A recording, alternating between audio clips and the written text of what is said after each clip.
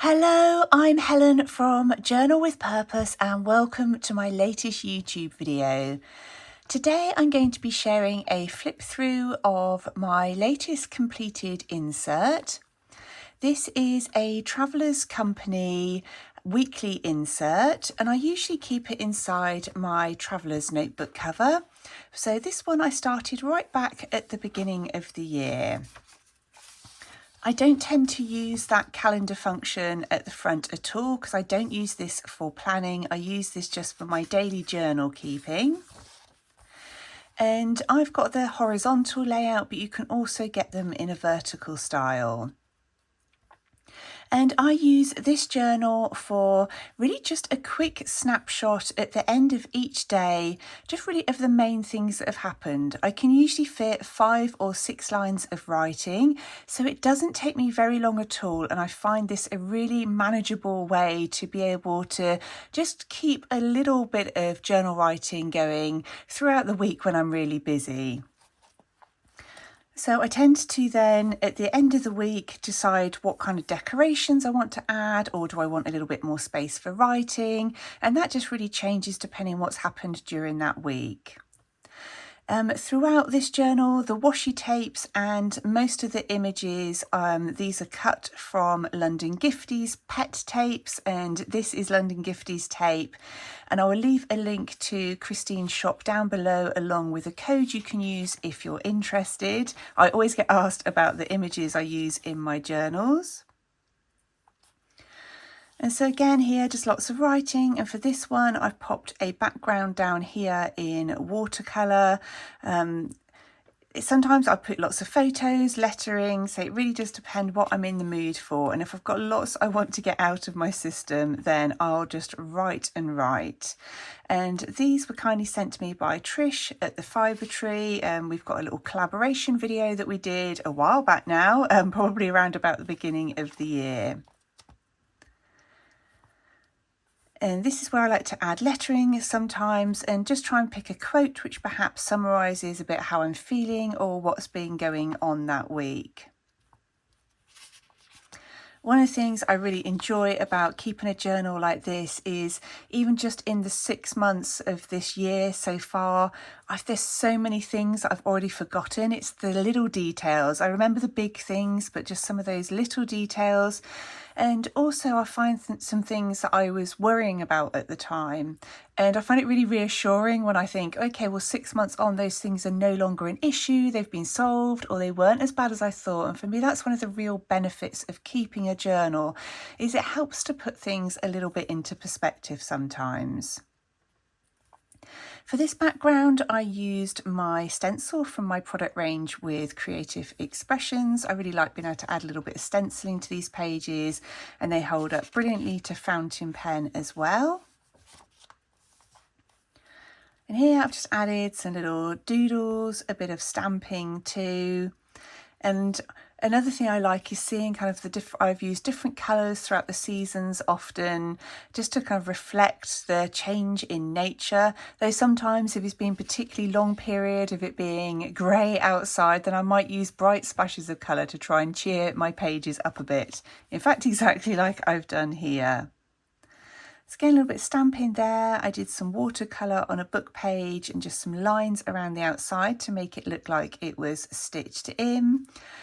And yeah, just written a few things like the ground was still frozen again this morning. I did some filming for Patreon and a workout. So really just a few quick lines of the main things that have been going on that day. And here I did watercolour through a stencil. Again, that's one from my product range with Creative Expressions.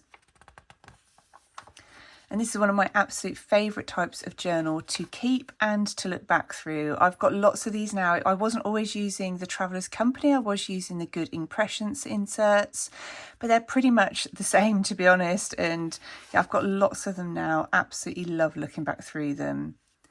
These images here, which look like photos, again, are cut from the London Gifties tapes.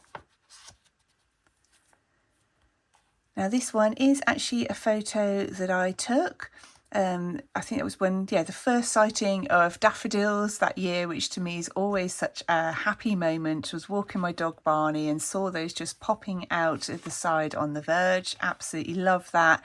And I had some daffodil washi tape, which was fantastic.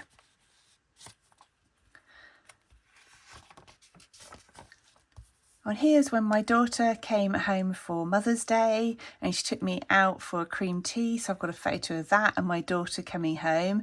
The photos are all printed using the Brother printer, which I've mentioned in my very last YouTube video, actually, if you want to read a bit, see a bit more about that.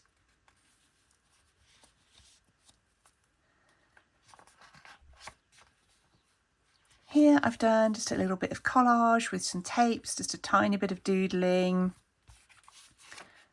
just playing around with different decorations on the right hand side. And here now we're starting to get into spring, and I think this is when, oh yes, we went to the garden centre and I planted up some of the pots in our garden. Really like having little photos like that in my journal. I tend to find that once the weather starts to get a bit nicer, I include more photos in my journals as we're getting out and about more and there's perhaps a little bit more to see in the garden and in nature. And here I've just used a little bit of washi tape to put in that card, and I decorated the front of that. Here, it's probably not one of my favourite spreads, but it doesn't matter. I've still got the important things documented there. Just so many little details. I absolutely love reading back through them. And this one it was lovely and warm. We were actually able to sit and have a lunch outside, which was really, really lovely. And here again, did a little bit of stenciling, cut out some images. I went to the cinema with my mum, so I just printed off the kind of poster image for that film. Here, I obviously didn't feel like I had lots that I wanted to write down that I hadn't already captured during this page. I seem to remember actually I was feeling a bit unsettled. It was my daughter's birthday and she was working away in Istanbul, and it all felt a little bit strange. So I just calmed myself at the weekend by just adding a floral sketch onto this right hand page rather than writing anything down. And I always kind of adapt with my journals. Sometimes I really want to write about things and other times I just want to do something a little bit creative to try and calm me down. So a lot of this, again, tends to be little snippets during the week of things that have been happening with work, and then the weekends tends to be a bit more about maybe creative projects I've been working on or places that we've visited. Again, gorgeous sunshine, so we went for a walk around a local seaside town.